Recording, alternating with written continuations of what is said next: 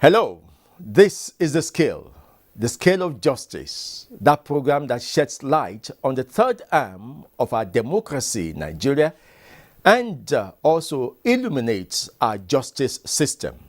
I am Femi Okewo with the pleasure of welcoming you to the program.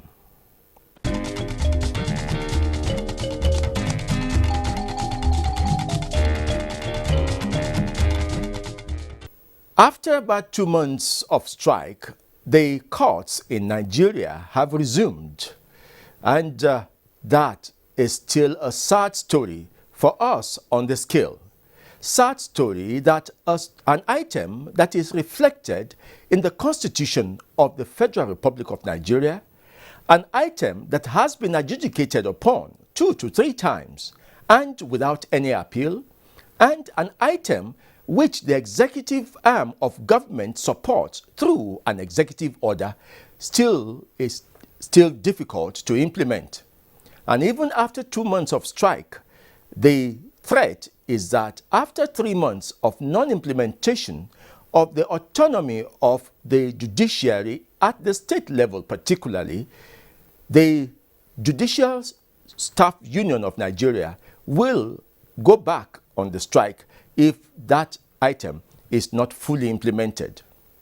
The lesson for us on the scale is that it's not our laws, it is our willingness to implement our laws, because this law has been fully reflected in our statute books. Now, Omarachiku Omenka was at the various courts to see how it picked up, particularly in Abuja. We have had reports from across the country on our news bulletin on how the courts picked up. But on the scale, let's use the Abuja example to see how the courts resumed.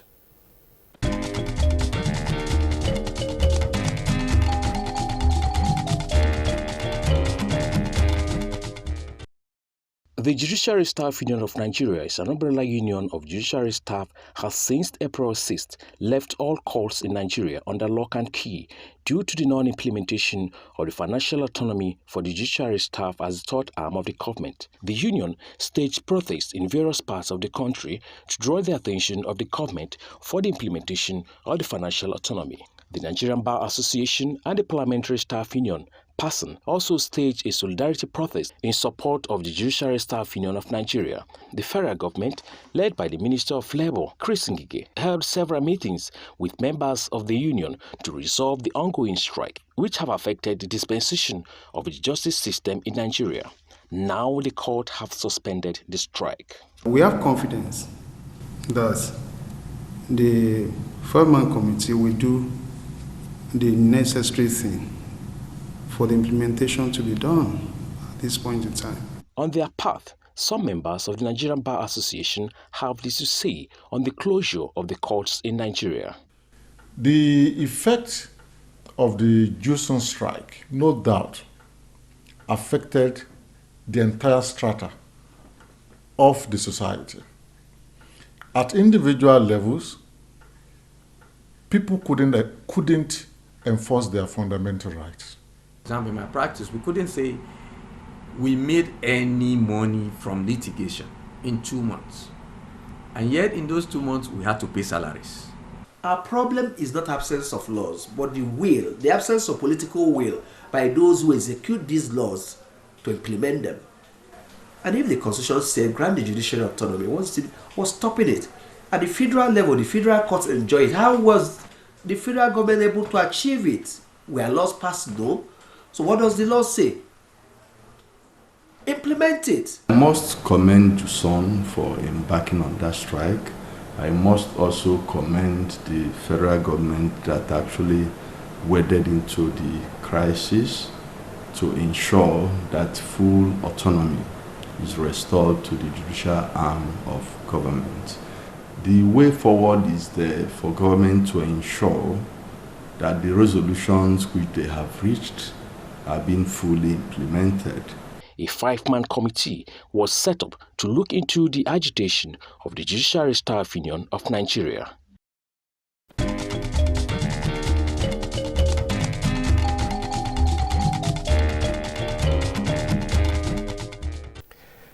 Yes, that's how it is. Let's hope that it would pick up. Don't even try to visit any police cell for now. That place is, even before the strike, we knew that it was difficult to decongest police cells. Not to talk of now that they had 2 months of not being able to take suspects before the courts. That is the sorry state of our justice system for now. But now let's hope that things will begin to pick up. People will begin to appear in court, particularly criminal cases. Now, the federal government is continuing its fight against corruption, but it is not the way you think. In disposing of items that are to be auctioned, the federal government is making it as open as possible. And this time, an open bid was launched for items that have been seized out of corruption. Here is Olabode Arewa with that ceremony.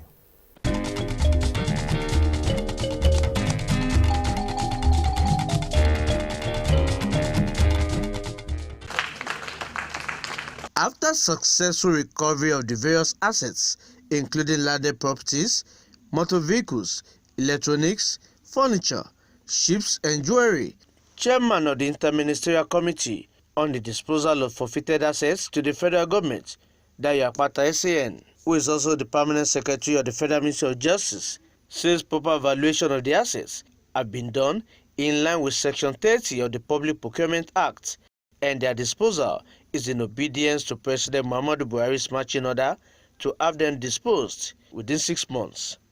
We subscribe to conflict of interest by so doing that no members is expected to be part of the auctioning, so as to be to insulate ourselves from any form of issues. You also recall that on the second day, it was a two-step issue. First of all, we started with the valuation, that's the estate valuation. What we are having is that the asset has to be valued in accordance to international best practices. At the same time, the market value. Like I stated the other time, we have the asset in 24 places in Nigeria, and all of them have been identified. What we have done so far is that the members of the team and some other people have gone to all the places all over the federation. We have identified those assets. The one that we cannot identify are those areas in which there are some issues of violence and insecurity. We consider that we should not engage ourselves for that one, but we are still going to do that. But we have already done the tagging so that the estate valuers can go and value all those assets for proper record and accountability, and to be able to know that what government is selling is selling it at the market price. And not only that one, the auctioneer, the valuers will also be assisted by the Federal Ministry of Works and Transport. The director is with us here so as to guide guide them to be able to know that we're having value for money. The initiative is the outcome of recommendations by the 2018 Presidential Audit Committee on Recovery and Management of Stolen Assets and supported by the Assets Tracing, Recovery and Management Regulations of 2019.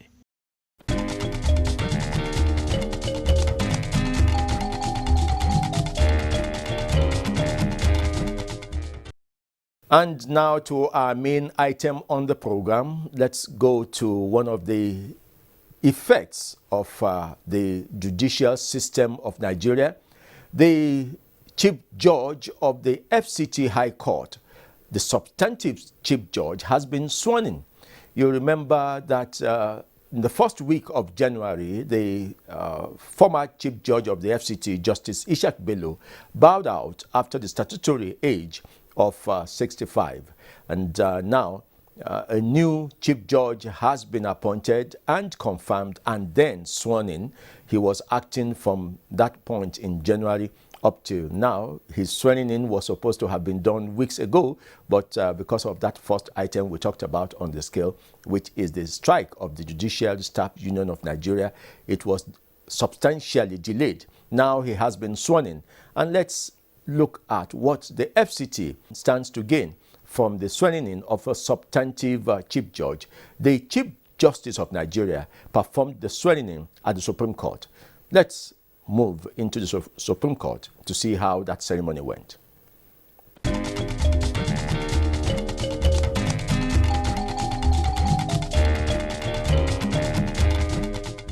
That I will not allow my personal interest to influence my official conduct over official decisions. That I will preserve, protect, and defend the Constitution of the Federal Republic of Nigeria, so help me God. The FCT judiciary, like the territory itself, is administered directly by the federal government. And so the process of the appointment of the territory's Chief Judge is from the National Judicial Council to the President, and then upon the Senate's confirmation, swearing in is carried out by the Chief Justice of Nigeria. Justice Ibrahim Tanko Mohammed therefore used the occasion to remind all judicial officers of the nation of their responsibilities to the law, the people, and their conscience, warning that any judicial officer that is bereft of integrity cannot make up by his knowledge of the law. Your Lordship should note that it is a solemn pledge you have made with your Creator. The entire letters and words of the oath taken just now by you must reside in a prime place of your heart and be applied conscientiously in your daily management of both human and material resources of the Federal Capital Territory Judiciary. This is a bond that you must engrave in the template of your heart while adjudicating in all matters that come before you, and also while responding to issues concerning your fellow judges and staff.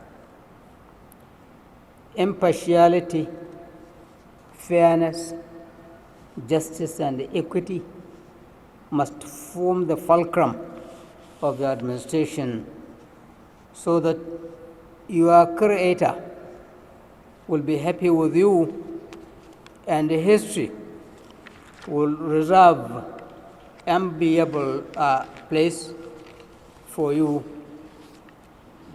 even when you are gone and forgotten. You are expected to conduct your affairs within the ambit of the law and the oath that has just been administered on you. Anything short of that will place you on collusion course with history.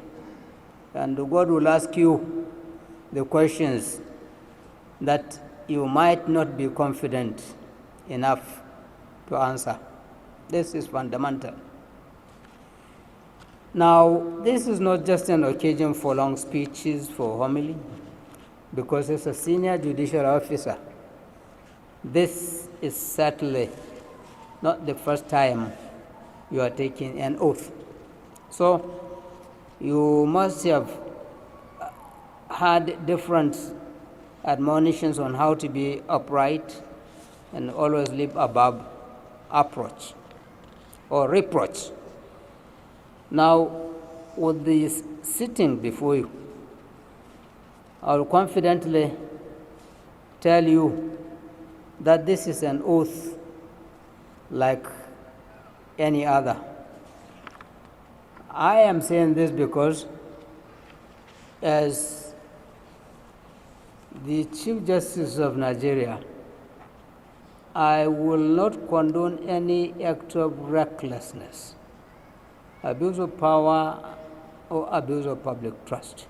And above all, the misuse of God endowed opportunities.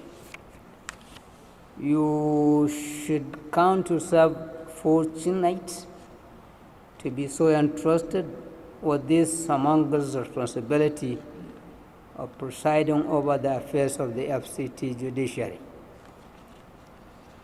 I should remind your Lordship that trust is a burden, and you must discharge it with utmost certainty, honesty, and transparency, as conscience is an open wound which only truth can heal. You must resolutely rise and operate above every sentiment that might play out in the course of your tenure. I have a personal and official knowledge of my Lord for a very, very long time as a studious and visionary person.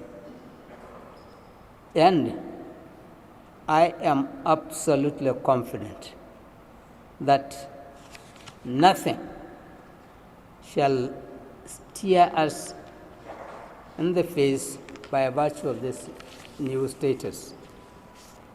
I therefore beseech you to bring these inherent qualities to bear on your new position and never see it as an opportunity to suppress, oppress, repress, or settle scores with known or imaginary enemies. You must not embark on any voyage of vendetta, because your new position is not only a test of your ingenuity and administrative prowess, but equally a window to peep and clearly gauge your level of tolerance and human relations. There's no doubt that temptations, tribulations, intimidations, and even sheer blackmails may be freely unleashed on you. But as a thoroughbred judicial officer that I have known and worked with, you must guide your loins to rise above its fleeting but temper-touching moments and do what will earn you accolades in the court of public opinions. There's no mountain so high to scale, and there is no goal too difficult to achieve, as far as you have the firm resolve to attain higher heights your life, write your name in the sands of time. All eyes are now on you, and always remember that your conduct will be publicly dissected and thoroughly scrutinized. The new Chief Judge of the FCT, Justice Salisu Garba Abdullahi, who hails from Malumfashi in Katsina State, is the most senior judge of the FCT and has been acting since the 6th of January when he took over from Justice Ishaq Bello. The days of acting are over. You are confronted with the load of work at the FCT High Court. You are coming in at a very crucial time. What is your focus for the court? Well, my focus for the court, first of all, to see that I carry everybody along with me. If you are a leader, you should be able to carry everybody along with you if you want to succeed. Now, how do you run a court now or any organization? That organization must be automated. If you want it, the time for the judges to write longhand is over. So that is my number one objective before I leave this office, that I want to optimize High Court of Justice Abuja. Now let's look at the welfare of staff. Yes. What's your area of thinking in that area? Well, the welfare of staff is a must. If you want them to work, then you must look at their problems and solve them within the limited resources you have. What word of advice do you have for Justice Salisu Garba?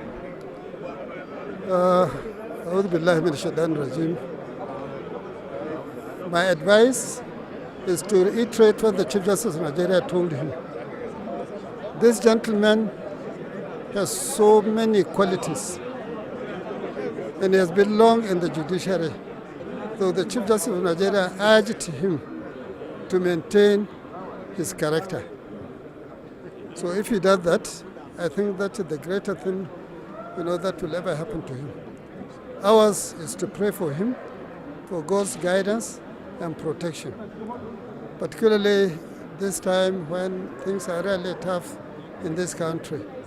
But with his experience and the resolve, inshallah, he'll make a success out of this present office. As one in the legal community, and particularly from Katsina State, just along with Justice Salisu Garba, what are your words for the bench and Justice Salisu Garba? First, we are very elated on this confirmation. As you know, my Lord Justice Salisu Garba has a very unblemished career. Since his appointment as a magistrate to date, he has it on record that he's not been issued a query for anything. His court is the court with which we used to set the time, so that once it is 9 o'clock, be rest assured my Lord will be sitting. And my Lord is very courteous to both counsel, whether in the inner bar or the outer bar, and he has a very sound grasp of the law. So we are very happy. This is one of those occasions where you say it's a round square, it's a round peg in a round hole. For the bench, I am sure, because of my Lord's amiable character, he will carry everybody along. I do not think they will have any problem. I pray that God will guide him and continue to give him the wisdom to carry on as he has been, so that he will have a wonderful term as a Chief Judge. Justice Salisu Garba is now the 5th Chief Judge of the Federal Capital Territory.